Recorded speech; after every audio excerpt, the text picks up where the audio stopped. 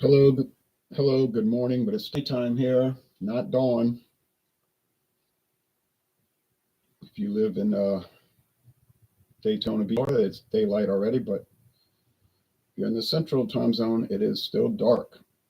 But after this Saturday, the days will start getting longer and it'll get daylight. It'll become daylight sooner and sooner. So, and then the new president wants to get rid of pretend time, known as daylight saving time, and that would be a good thing. Arizona and Hawaii don't even recognize daylight saving time, so that would be cool. And I think half of the Indiana counties don't recognize it. That's a state where they allow each county to decide. So if you're driving through Indiana, it might be 4 o'clock, 5 o'clock, 4 o'clock, 5 o'clock, 4 o'clock, 5 o'clock, depending on where you're going. Okay, anyway, I have two brandies. They're both using European brandy. This is Hartley, introduced in 1943. Didn't look like they ever changed the label too much. I mean, they did. I saw some old bottles of Hartley that were a little different, but not terribly different. Anyway, Hartley V.S.O.P, very smooth old pale. That's usually 4 to 6 years. Usually, it's not a law. Made with imported brandy. There's the Italian flag. 40% alcohol, bottled by the Sazerac Company in Kentucky, although their headquarters is in New Orleans. I've been to I haven't been in their offices, but I've been to the Sazerac house, which is the bottom 3 floors of that tall building. And on the corner of Magazine Street and Poitras, right?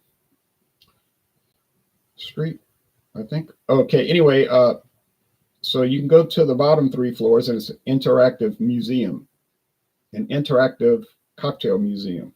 And there's a brandy section, and they let you, the interactive part is they let you taste sometimes the botanicals that they use, like in gin or in the cocktails, and they let you taste the cocktails that they make. Okay, and then of course at the end of the tour is the gift shop where you can buy liquor and, you know, apparel like a Sazerac jacket or something like that. All right, anyway, 1943, Sazerac tells you they're adding flavoring and color. In the United States, it's allowed. Brandy is allowed to have flavoring and caramel color added. And there's no specific aging on it, I don't believe. I'd have to check the Tax and Trade Bureau. Let's see what they're saying about it.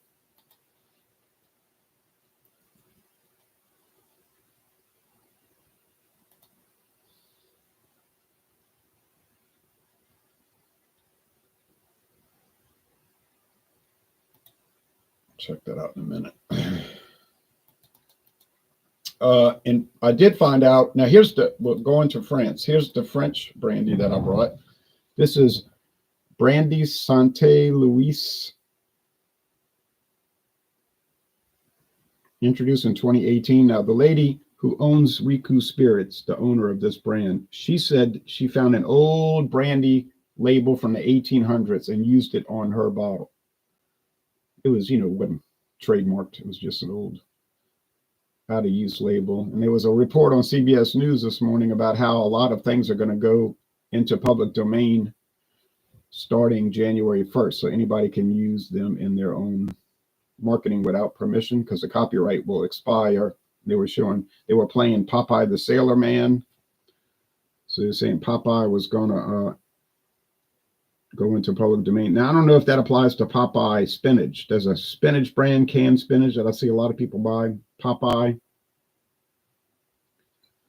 That might still be protected because that's a trademark of a canned vegetable vegetable company. I don't know how that's going to work. I'm not a lawyer, but and they were talking about all these movies that were going to go into public domain. And that means you can't violate the copyright because it won't be a copyright. It'll just be open to anybody. That's how Marvel Comics got Captain Marvel. DC Comics owned the trademark to Captain Marvel and the copyright for the stories. but they never renewed it. And it went into the public domain, and Marvel was monitoring that. And they said, these people are crazy. Are they going to let it expire? Because they knew they hadn't applied for a renewal. And 1968, I believe it was, or 69, it expired. Boom, they applied for the copyright, and they produced Captain Marvel, the new Marvel Captain Marvel. And DC was like, you know, Fred Sanford with a heart attack. But and now they have Shazam. They call it Shazam. That was just what Shazam, that's what Captain Marvel would say. Billy Batson would say Shazam when he turned to Captain Marvel. But they lost it. Marvel didn't need it. They didn't want it. They just did it as a way to kind of like, in a way, hurt them, you know, their competitor. And they produced for many years Captain Marvel, a comic book Captain Marvel with his esoteric space adventures that I couldn't get into. They were too, I couldn't get into all that metaphysical writing, you know. And I guess a lot of people couldn't either because it got canceled after about 10 years. But I guess they're worth money today, those comic books. But anyway, back to this. So the trademark, that's how she got this label. And so she says on her website, well, I'll show it to you now. Well, let me pour them up here. Make sure I got the right labels. C for the competitor and M for the main product. Beautiful plastic twist cap.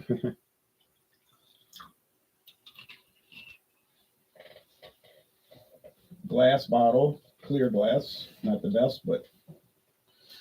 And if you get the big handle of Hartley, which you can find, definitely, it's glass. It doesn't go to plastic. So usually Sazeracs, they're lower shelf brands. If it's a big bottle, it'll be plastic. But they got glass for this Hartley for whatever reason. There's a real cork for the Brandy Sainte Louise. 43% alcohol rather than the typical 40% for brandy. Now, when they import brandy into the United States, you'll notice it's always at least 40, because in the United States, to be called brandy, it has to be 40%. I mean, they could call it something else, distilled grape spirit or something. But in Europe, I was reading the regulations. It doesn't have to be that high. It could be like 36% alcohol. But that doesn't fly over here, you know. I know over there in New Zealand or whatever, they get bourbon that's 38%. 38% alcohol, Jim Beam and stuff like that. And you say, what? You know, yeah, because over there can be a lower proof. So they're saving a little money sending out a lower. And it's legal there, not here. No way. Okay. So we'll look at the appearance here. The Brandy Sainte Louise is a lot darker. It's copper. Could it be from coloring? Could be. Or could it be from aging? It's probably a combination of both. This one here is much lighter. You can see it's still blurry. This camera has trouble with close-ups, but it's blurry. But it's lighter. We know they add in caramel color because they tell you on the bottle. I do appreciate Sazerac. I'm not saying that because it's the home team, you know, made in the headquarters in Louisiana. And they do have a small distilling operation at the Sazerac house. They make Sazerac rye. And maybe some other stuff sometimes. But they do put a lot of flavoring in their products, but they'll tell you on the bottle. You know, at least they're upfront and say, yeah, it's got flavoring added. Yeah, it's got coloring added, whatever, if they add it. And they're not required to do that, so that's cool. All right, now the screen share.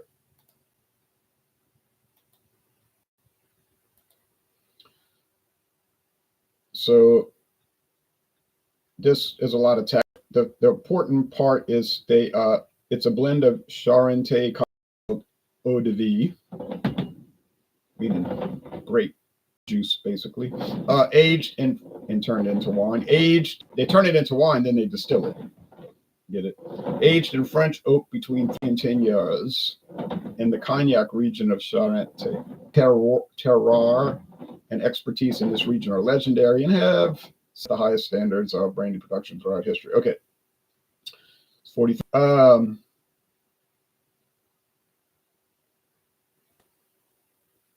Now the owner says Jennifer Carabase, she said she wanted to make a really high end cocktail and cooking brandy, really for cooking for like, gourmet restaurant, whatnot. Although you can drink it naturally, but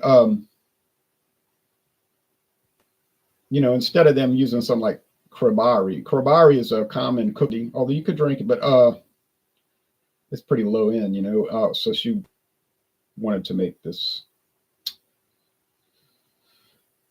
due to, she was saying it didn't really have good opinion, really good cocktail brandies. Okay, so there you go. It's contracted. She does not own a distillery in France.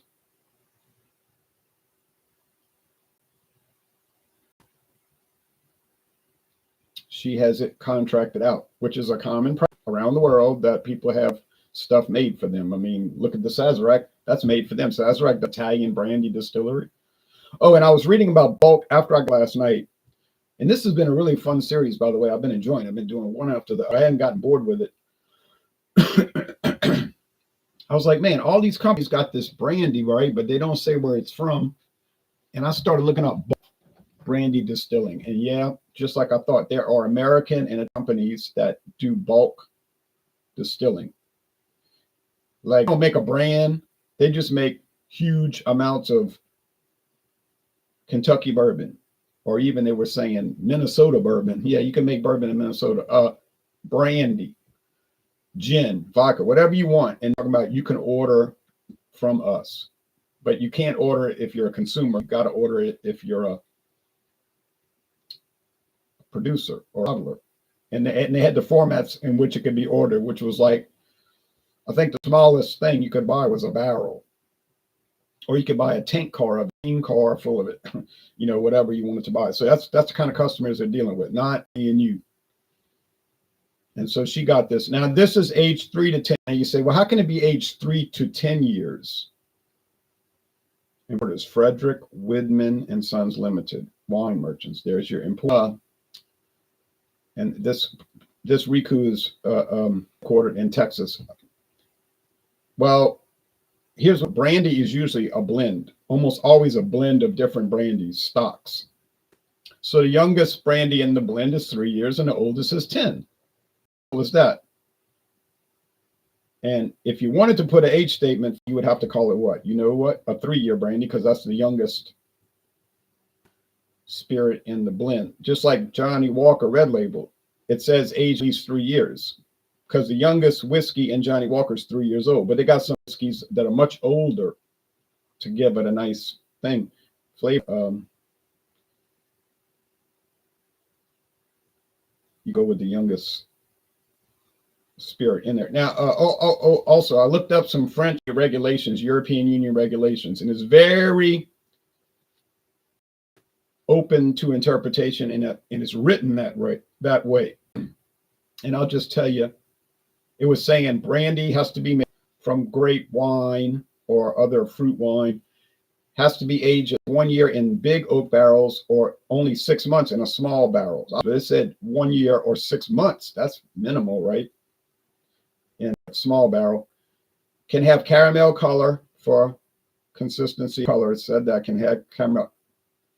And may have sweet added, which we would assume is sugar. Sugar can be added to, they said, to round off the flavor. And then it says no flavorings can be added to the brandy. But then it says, comma, although this does not preclude traditional distilling methods. So in other words, you can't have flavoring, but it doesn't impact traditional methods, which apparently involve adding flavoring. So it's kind of like the regulation is saying no, but yeah, kind of yeah. Okay, anyway, here's the government, U.S. government official document, which even regulates cocktails. Imagine that. Legal description of a cocktail. I don't know how you go about prosecute. You say, oh, I got cheated. They didn't make my old fashioned correctly. They used too little sugar. I'm going to go to court. All right. See all the different types of products. grain spirit, whiskey.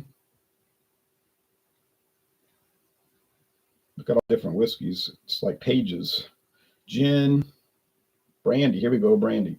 See if they got a thing on aging. Spirits distilled from the fermented juice, mash, or wine of fruit or from its residue at less than 95% alcohol by volume, 190 proof, having the taste, aroma, and characteristics generally attributed to brandy, and bottled at not less than 40% alcohol by volume, 80 proof. US, it has to be at least 40%. Like I said, in Europe, I think it says 36. Brandy, Pisco, Applejack, Kirschwasser, a fruit brandy made from cherries. Sibovitz, brandy made from plums. Immature brandy, grape brandy stored in oak containers for less than 2 years. That's right. So it has to be 2 years. If you sell brandy in the United States, it has to be at least, unless you sell it as immature brandy. I don't know how that would go over with the market. You know, this week only, get Rogers brandy. Cognac, no, that's France, coming from France according to their Armagnac, coming from France according to the Armagnac region. From the Calvados region. There's 3 different designated regions. Dried fruit brandy, raisin brandy. Can you imagine what that would taste like? Raisin brandy, Lee's brandy, Palmas brandy, grappa, residue, neutral, substandard brandy. Makes you want to buy that, huh? Let's get some substandard brandy. Got that yum. All right. So they're clear. That clears up that question.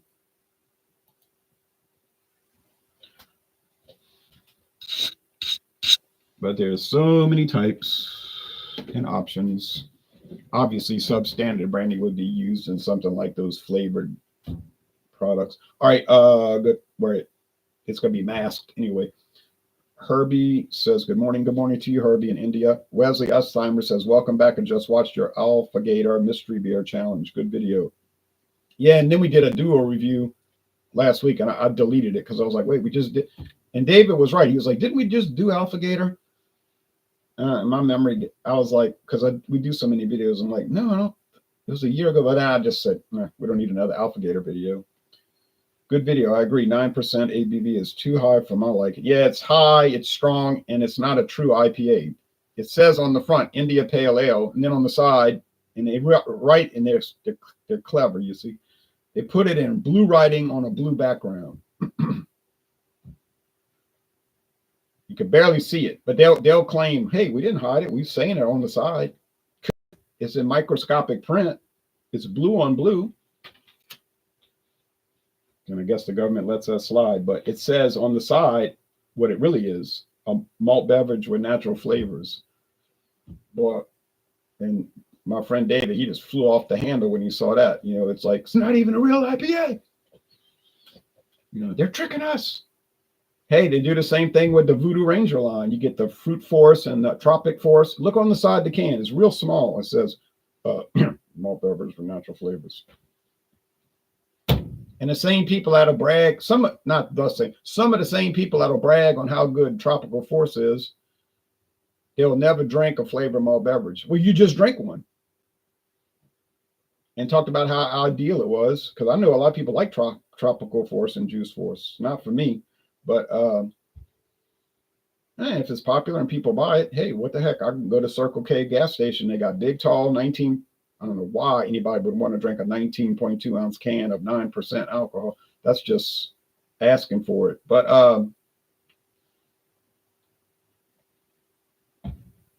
it's a flavored malt beverage. It's what it is. Just like Mike's Harder or Smirnoff Ice Smash or Seagram's Escape Spike, same thing. Different process,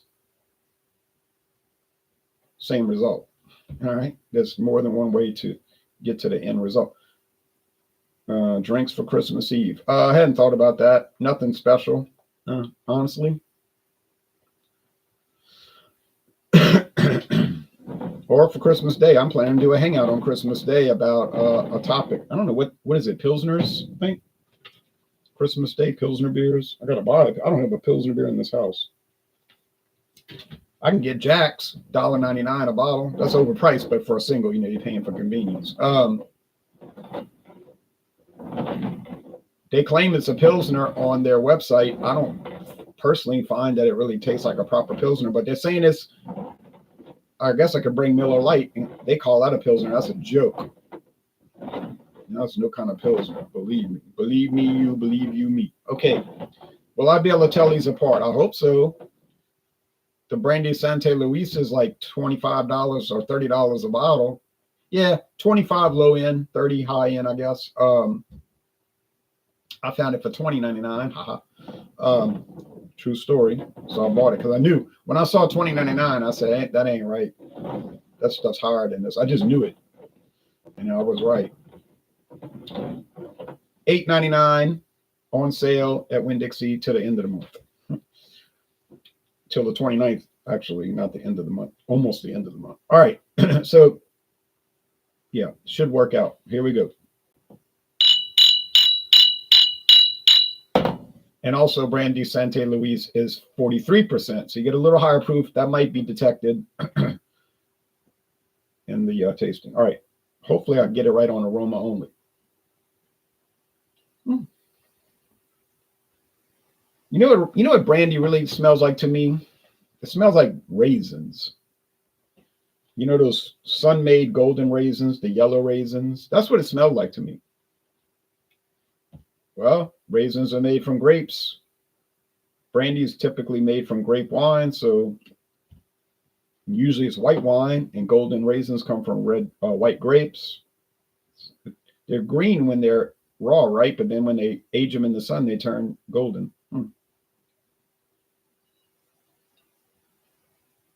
But that's what they taste like to me, brandy. And then you can make a brandy from raisins, which is a different type of brandy. It's called raisin brandy. Still grapes. I don't know, but it's a different type of brandy. Certainly never seen it. This one smells like nothing, honestly. And this one smells like that little vanilla thing going, like raisins with vanilla. So I think, but I'm not too confident here. I think this is the Hartley. Let's taste it. Cheers.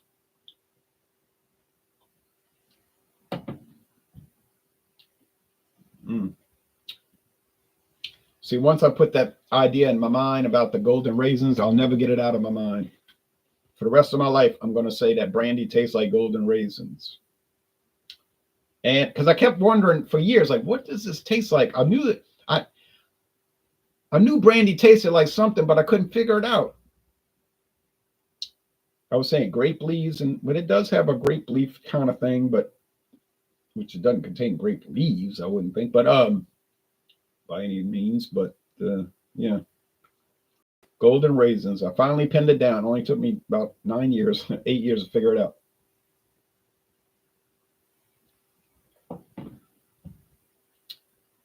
This is drier, meaning no sweetness. A little, not much. There's got to be the Brandy Sainte Louise because it's dry. And I know that Hartley is not so dry with that, whatever that flavoring is, which I suspect is vanilla, but I can't prove it. Okay. Now, some people might say, no, it's vanilla, artificial vanilla flavoring. X, wrong. Can't be that because it says on the bottle, a natural flavor. You can buy artificial vanilla flavor at the store. I get that. There's a big bottle called Big Chief. But that's artificial flavoring. You can't put that in this and call it natural. Sorry. It is the Brandy Sainte Louise. Okay. So do they taste similar? Well, they're a little similar, which is not a good. That's kind of bad because the Brandy Sainte Louise is about $20 more, at least $18 more, $17, $18 more per bottle. So, but I got to be honest, I'm not going to sit there and just lie. Good morning, Louisiana Liquor Review, says Tommy Carroll. Do you think the use of tariffs is a good idea? Yes and no.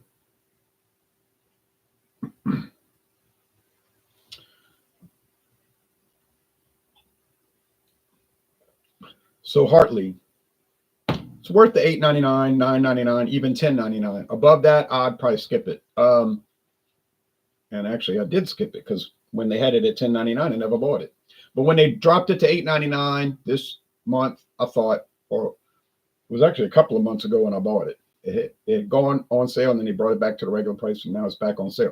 I said I'll buy it because it's a revisit. Let's see if they've improved it. If it's still not good or barely good, I just say it. You know, won't buy it again. No big deal. Just cast it off, you know, as a bad memory. But I was surprised. They had really done a good job on improving it. And I want to think that this video series helped do that. Because I made a bunch of videos about Hartley, and who knows, maybe Sazerac was watching it, and maybe they tasted it and were like, yeah, he's right. That stuff's no good. Let's make it better. That's probably a dream in my mind. They probably realized on their own it needed to be improved. Maybe customers called them and said, what is this junk? You know, because you can call it. They got a phone number on every bottle. They like people to call. Yeah, toll-free number. I've talked to him three times on the phone, I think. One time I was asking him about bourbon. One time I was asking him about tequila. And one time I was asking him about where to find some products. I wanted to know where to find a Canadian whiskey called James Fox. And they took the time. That guy said, hold on, let me look it up. He looked up I could hear him typing on a computer. He said, okay, look. He told me what stores had it. And even he said, okay, this store used to have it, but they haven't bought it. They haven't ordered it since October 2014. So not only did they have a database of what stores had it in stock at the time, or were supposed to, at least according to their ordering, or what other stores used to have it and had dropped it, apparently. I said, man, that is so helpful. He said, thank you. I called the store he talked about on the phone. I said, y'all got James Fox brandy? They said, hold on a second. Come back to the phone. We got it. We have it. Now that's service. That's customer service. Some of these companies, you call them and trying to rush you off the phone like they don't have time for you. I don't have time for you. You're just a customer. Get lost. You know, in my opinion, mostly no Tommy, because, for example, Mexico can just tariff us equally as badly. Everyone have to pay more in that situation. But let me explain that, and then I'll get off this broadcast. I believe in free trade normally. All countries trade with no tariffs. You sell your stuff to us, I sell my stuff to you. Fine. Everybody gets the lowest price. But like Trump said, there's a problem with that. They don't do it fairly. You see, it's got to work both ways. It can't be, oh, well, we could sell all our stuff to you with no tariff, but when you try to bring your stuff to us, we're going to have a 80% tariff on it. And he was talking about Japan. And this was true, and they're still like that. They say, oh, yeah, we want to sell our cars here. Unlimited, Toyota, Nissan, Honda. Fine. Lexus was fancy Toyota. But if you want to sell American cars to Japan, oh, well, we're going to have extremely high regulations, insurmountable regulations. And it won't even necessarily be a tariff, but it'll be like regulations that make it impractical to sell the car.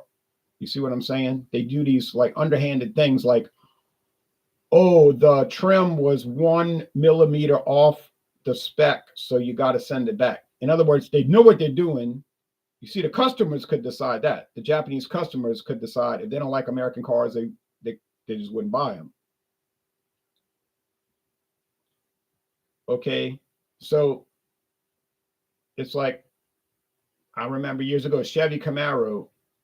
You could get a Chevy Camaro in 2001 on sale for $12,999. You know, the V6, pretty powerful engine. $12,999. I could have bought one. I should have bought that instead of that Mustang. But okay, 5-speed, nice car. I think they had it so discounted because it was a weird color, you know, like bright orange, alert orange with you know, that grabber orange, and it had a weird interior. But anyway, okay, fine. They say in Japan, Camaros would have been super popular, all right? Like Japanese wanted Camaros for some reason. But they never bought them. because that same $13,000 Camaro, I'm talking about 23 years ago, in Japan would be like $50,000. Why? Because of the shipping. Wouldn't cost $50,000 to ship it. Wouldn't cost that much, even close to that. It was because they made the regulations so ridiculous that that's how much you had to pay. So you had a few Japanese that had a lot of money that could buy a Camaro and drive around showing off, all right? But the reason they didn't want it coming in, because they knew it was going to be popular, and they didn't want them to buy anything with Japanese cars. So that's what Trump is saying. Yeah, we could have free trade, but it's got to work both ways. It can't be you dump your stuff here, and then when you bring it in or ship it to our country, we're going to make the regulations so onerous that you practically can't sell it. I mean, technically you could sell it, but in reality, it won't sell.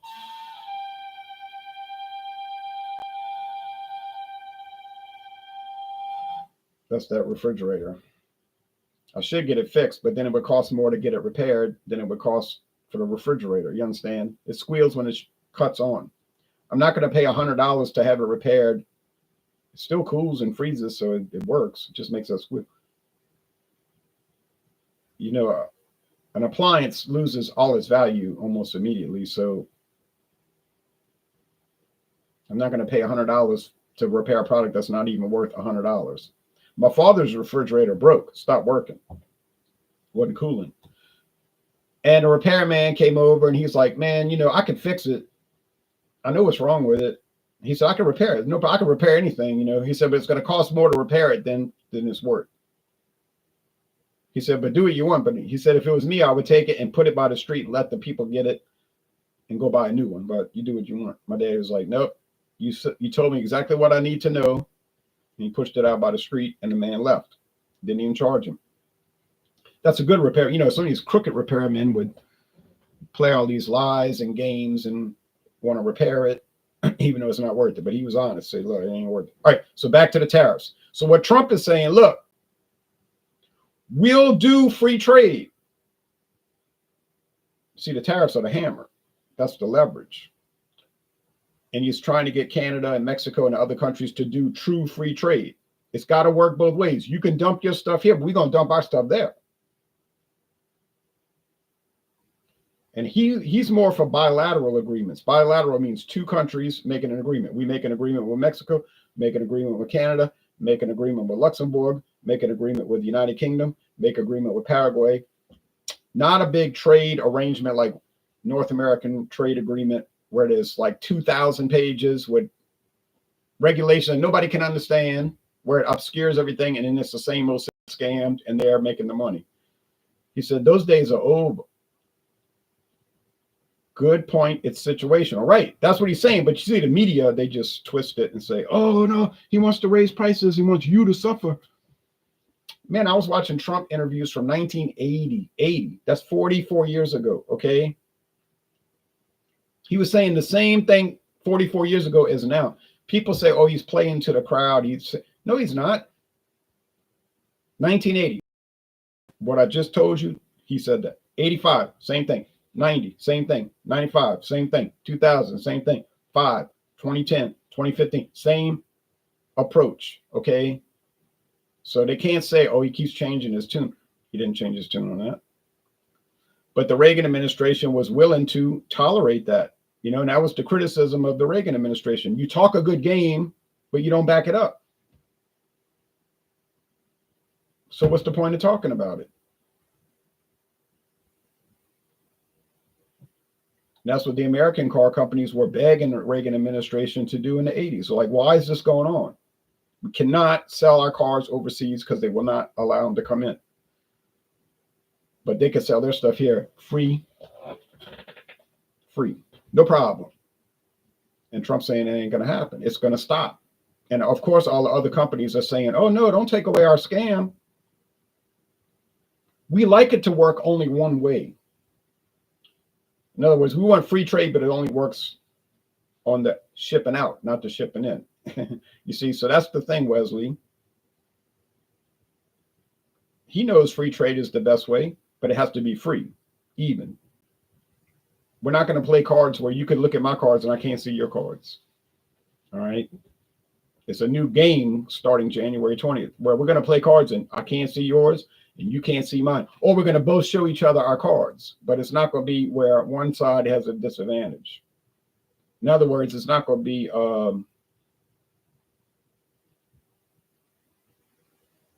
like you go to Harris Casino or casino and it's a house, it's rigged so the house wins 90% of the time.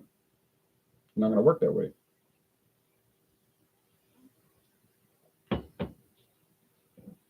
Okay, anyway, you asked a question, there's the answer. Does that make sense? Maybe I'll do another video this week. I doubt it because of time constraint, but maybe I'll do a video about history, government, politics questions. You know, I did that video a month ago where people could ask any question. It was a great video. And if I don't know the answer, I'll simply say, I don't know, but it's interesting. I'd like to find out. I'm not a person that tries to like play games with people where I act like I know stuff I don't know. I don't do that. When I taught high school, students asked me a question, I didn't know the answer. I would tell them, I don't know the answer, but I'll try to find out. Online class, right? And I would tell them that too. I said, don't tell me I'm wrong and you got nothing to back it up with. I would tell them that. Don't tell me I'm wrong. Okay, you got this information about history that nobody ever heard about. Let's come up with some sources. You got some source material? Oh, no, you don't have any source material. Your uncle told you that. That's not source material. I just showed y'all source material on the screen share. Showed you the website for Brandy Sainte Louise. That's primary evidence. That's the websites, what they're saying about their own product. Then I showed you the government, United States government's Tax and Trade Bureau regulations, primary evidence. It's not what somebody on a blog wrote about the regulations. Because people will tell me that sometimes. Oh, I read a blog. Oh, really? Did he cite a source? I don't know. You don't know. Well, I went to the primary source, the Tax and Trade Bureau. They know their own regulations. When I cite Canadian regulations for Canadian whiskey, I go straight to canada.gov. It's the government. It's not, oh, I read this dude, he's called Whiskey Hunter, and he said, he might be right. You might not know what he's talking about. Maybe you should go to the primary source. This is what we learn when we do history, you know. All right. Anyway, enough of that. So next time, another exciting brandy taste challenge. Hartley, they haven't really actually won a taste challenge yet. It only tied against another Sazerac brand for $8.99. Called Hervé. I've got do I have another French brandy or just a Ukrainian brandy? I can't remember, but I got a Ukrainian brandy. It might compete against the Ukrainian brandy because that's pretty low end, but from a very old company. Well, Sazerac's very old company too. But anyway, we'll see. And then it's on to rum, and I have a very interesting rum, golden rum, dark rum, whatever you want to call it, taste series coming up. Yeah. Yep. All right, y'all take care now. Bye-bye. The winner, Brandy Sainte Louise. It is better. I don't know about the $20 better, though, or, you know, at least $15 better. I'm not too sure about that.